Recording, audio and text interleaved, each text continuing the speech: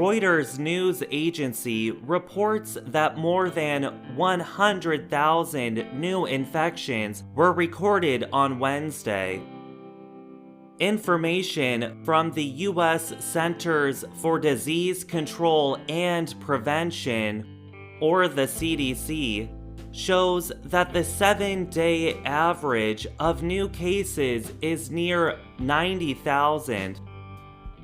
That number represents a sharp increase in less than 1 month. The 7-day average provides the clearest picture of rising cases. Some states report infections 1 or 2 times a week. Top U.S. infectious disease expert Dr. Anthony Fauci said on Wednesday that in the coming weeks, cases could increase to 200,000 each day. Experts blame the Delta variant of the coronavirus for the rise in infections. Fauci told McClatchy, a Washington-based news agency, that if another variant appears that is equally infectious but more severe, then we could really be in trouble. He said, "People who are not getting vaccinated mistakenly think it's only about them, but it isn't. It's about everybody else also." The CDC has found that 83% of all new cases reported in the United States are the Delta variant. The version of the virus was first found in India. Vaccination percentages are not the same across the US. A high of 76% of people in Vermont have received at least one of 2 needed injections. The lowest percentage is about 40% in Mississippi. Officials with the administration of President Joe Biden said unvaccinated people represent nearly 97% of severe cases. The administration's health officials said that the number of deaths has increased sharply over the past week.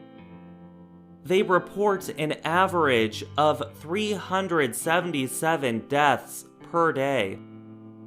Southern states have some of the nation's lowest vaccination numbers. They are reporting the most COVID-19 cases and hospitalizations. Reuters says Florida, Texas, and Louisiana were reporting the highest total number of new cases over the last week. And hospitals in Florida and Louisiana are having high numbers of COVID patients occupying hospital beds. Biden on Tuesday urged Republican leaders in Florida and Texas to follow public health guidelines on the pandemic or get out of the way. Those 2 states have around a third of all new U.S. COVID-19 cases. New York City will require proof of vaccination at restaurants, gyms, and other businesses to try and stop the spread of the virus. City officials said around 60% of all New Yorkers have received at least one COVID-19 vaccine shot. Some areas, mainly poor communities, have much lower vaccination numbers. Some private companies are requiring vaccines for employees and customers. The New York Times reported on Tuesday that the U.S. Food and Drug Administration plans to give full approval for the Pfizer COVID vaccine by early September. This could push more Americans to get vaccinated by reducing their fears about the safety of the shot. Currently, all available vaccines in the United States are approved for emergency use only. I'm Gregory Stockel.